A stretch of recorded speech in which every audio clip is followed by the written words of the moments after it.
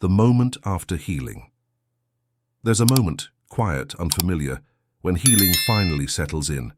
Not the dramatic breakthrough, not the intense crying in the middle of the night, not even the day you said, "I'm done." It's the moment when nothing hurts but everything still echoes, and you finally feel safe in your own silence. Carl Jung once said, "He who looks outside dreams. He who looks inside awakens." But what no one tells you is what comes after that awakening. When the storm calms, when the trauma no longer screams, when you stop bracing for impact and start trusting peace, it doesn't look like fireworks. It doesn't feel like euphoria. It feels like a quiet sunrise inside your chest. It feels like breathing, finally breathing, without needing to prove anything to anyone. But here's the secret. Healing isn't the end, it's a beginning. And in this video, we'll walk into that sacred after.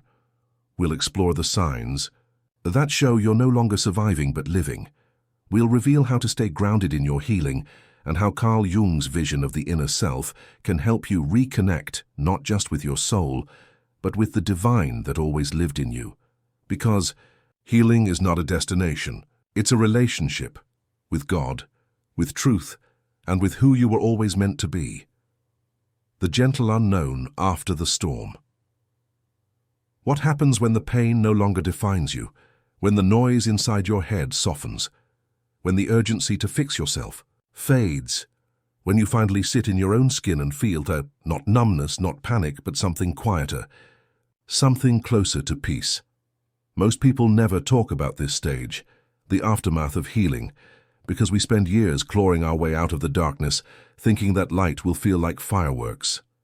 But Carl Jung understood something deeper, that the self doesn't explode into your awareness.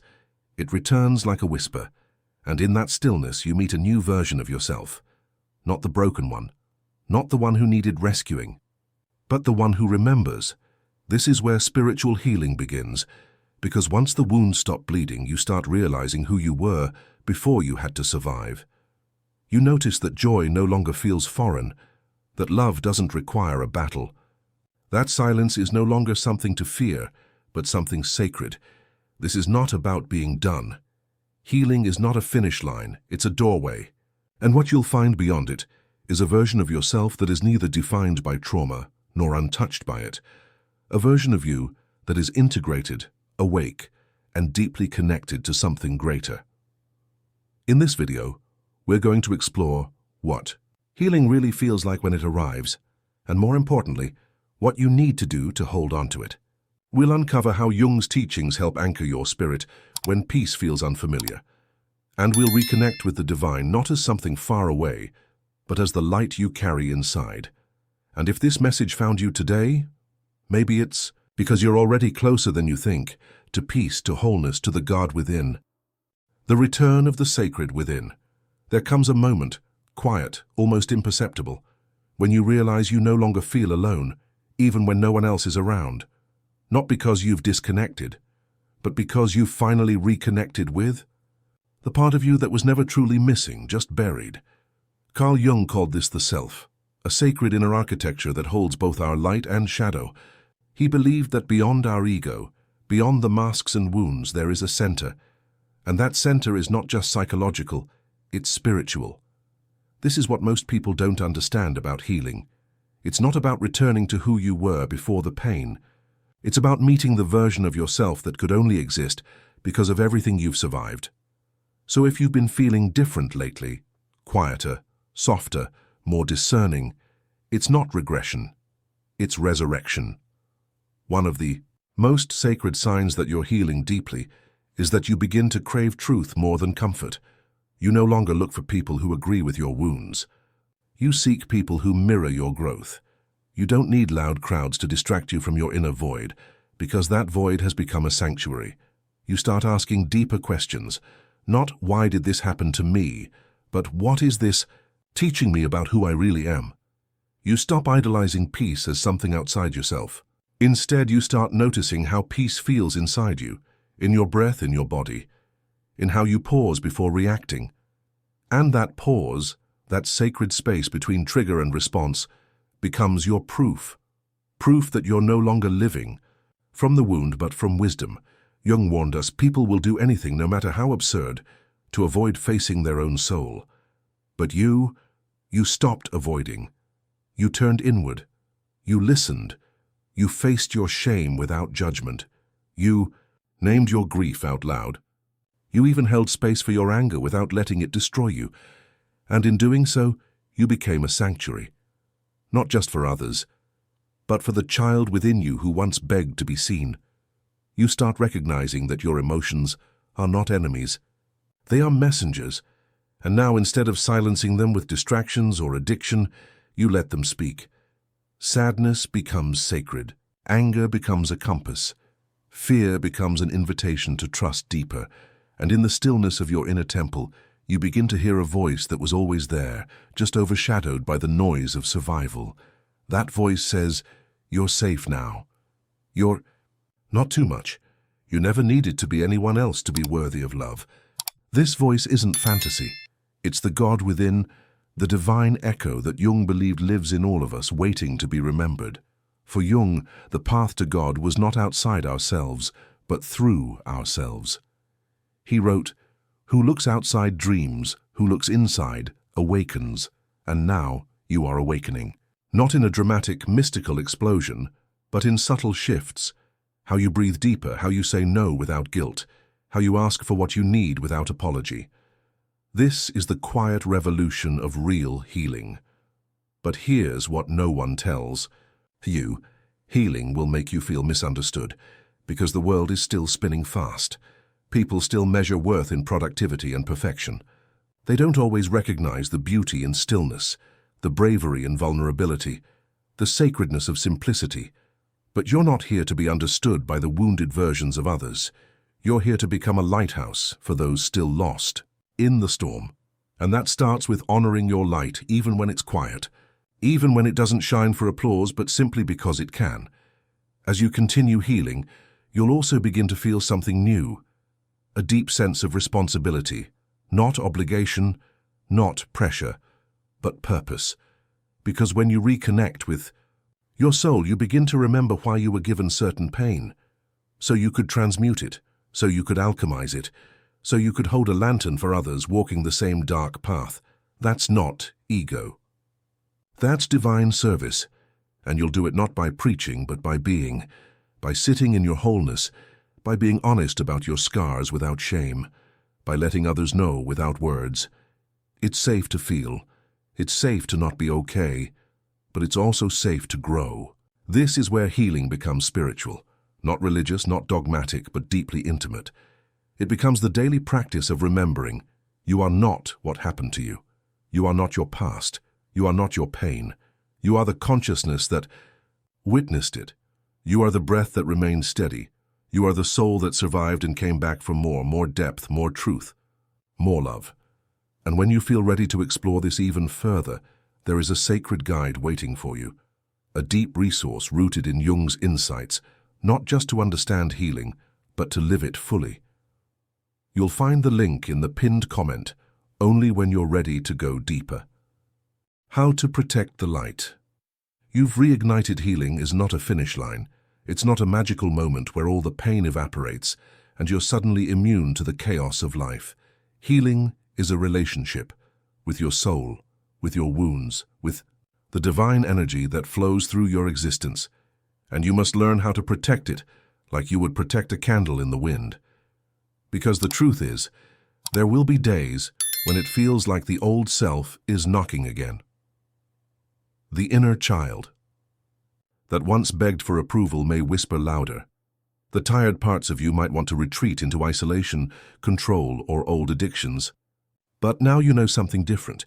You are not powerless. Carl Jung said, "We do not become enlightened by imagining figures of light, but by making the darkness conscious."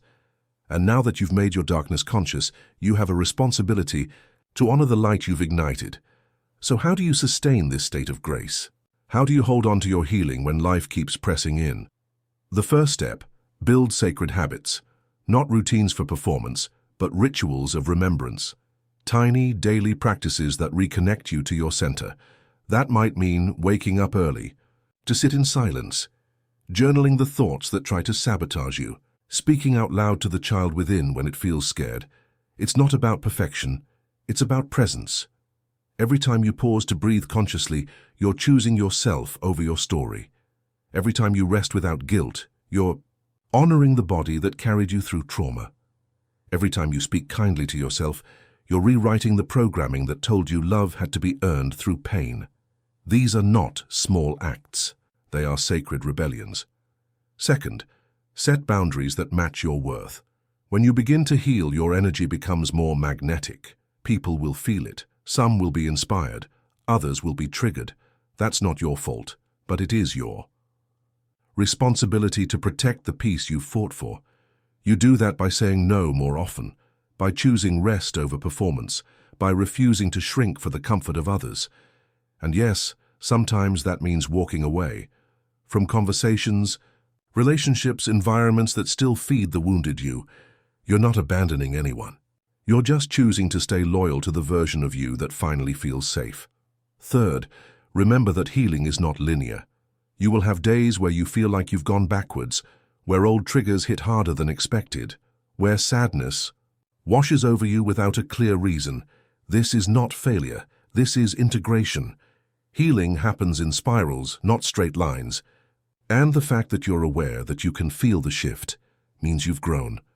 Carl Jung taught that we each carry an archetypal journey, and one of the most powerful is the wounded healer.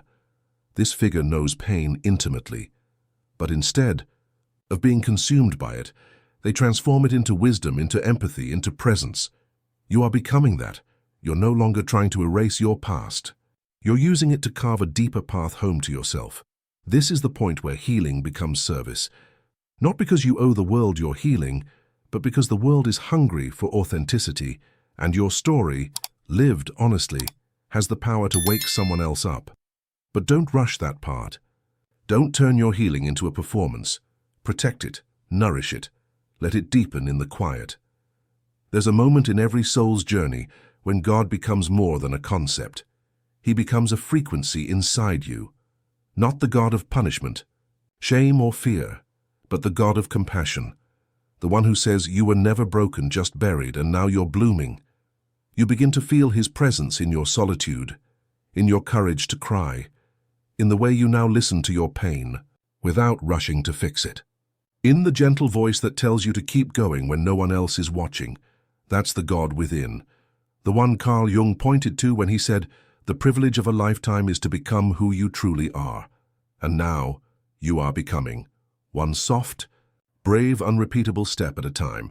But if you want to hold on to this light, there's one more thing you need. Community, not crowds, not noise, but real quiet connection with those who have seen the same storms and made it through. People who remind you that you're not alone, that you're not crazy for feeling deeply, that the work you're doing is sacred. If you don't have that yet, let this be your starting point. This space, this message, this moment. Let it remind you that healing is a shared sacred act. You don't need to have all the answers. You just need to keep choosing the path that brings you back to yourself, back to your breath, back to the divine within. And if you ever feel lost again, if the world grows loud and your light feels dim, come back to this. You are healing. You are holy. You are home. And you're not alone on this journey. We walk together, always. A sacred return to the self. There comes a moment, after all the pain, after the searching, the silence, the sleepless nights, when you realize something quietly, profoundly. You didn't need to be saved. You just needed to be remembered. And now do you remember? Not who they told you to be, not who you became to survive, but who you were before the world taught you shame. You remember the part of you that could still hear God in the silence, the child that once danced without fear, the soul that wasn't afraid to feel everything, even if it meant breaking open. This is what healing reveals, not a new self, but your original one, the sacred one, the one that never left, only hid. Carl Jung once said, "The most terrifying thing is to accept oneself completely." And that is the paradox of healing. It demands that you walk through the fire of everything you've avoided, only to discover you were never truly broken, just divided, just disconnected from the wholeness that was always within reach, when, You finally stop running from your wounds, when you hold them with reverence instead of resistance, a strange thing happens. They become your teachers, your guides, your sacred initiations into compassion. You stop asking, "Why did this happen to me?" and start whispering, "What is this here to awaken in me?" The pain becomes poetry, the suffering becomes a doorway, and you become more than a survivor. You become a vessel of light, but don't be fooled by the silence. Healing isn't glamorous, there are no medals, no applause. Sometimes it feels like sitting in the dark with a trembling voice saying, "I still choose love." It's waking up on days where joy feels far away, and still making your bed with hope. It's crying in the shower, then showing up with kindness anyway. It's not perfection, it's presence. And presence is holy. It means being able to sit with your sadness without trying to fix it. It means letting the past come up without letting it take over. It means giving yourself the grace to fall apart and rebuild, again and again, without shame. This is emotional maturity. This is spiritual evolution. This is what Carl Jung meant when he said that wholeness, not happiness, is the goal. And when you embrace that wholeness, something even more sacred begins to unfold. You stop searching for God outside of yourself, because you finally meet Him inside, in your breath, in your boundaries, in the stillness you used to avoid. And this God is not a punisher. He is the great witness, the whisper behind your intuition, the pulse in your courage, the quiet presence that stayed even when everyone else left. You were never alone, not for a second. You just forgot how to listen. But now you're listening. Now you're here. Now you've remembered. And if the world tries to tell you that your healing is too slow, too messy, too strange, you can look back with gentle eyes and say, "This healing is mine." And it is sacred. You've walked through the storm and chosen softness. You've met your shadows and held them with grace. You've reconnected with a part of you that always longed to be seen. And now you are not only healing, you are becoming whole. So what comes next? You keep walking, not because you're broken, but because you've tasted the truth of your soul, and you refuse to go back to sleep. You keep creating space for your healing. You let go of what no longer honors your light. You become a safe place, first for yourself and then for others. And you remember always that no matter how dark it feels, your light is real. Your voice is sacred. Your presence changes everything. So breathe, remember, and begin again. As many times as you need to, because healing isn't a destination. It's a way of being, it's a way of loving. It's a way of coming home to God, not as a faraway force, but as the fire within your own chest. And if you're still walking this path, still doing the hard work of becoming, you are not alone. There is a whole world inside you waiting to be seen, and we'll keep uncovering it together. If today's message stirred something deep within you, you'll find a powerful resource in the comments below. A carefully crafted ebook inspired by Carl Jung's teachings, a guide to help you remember who you truly are, and walk your path with wisdom, healing, and inner strength. Stay close. Subscribe if you haven't yet, because every step forward matters, and your soul deserves to be reminded every single day that healing is holy.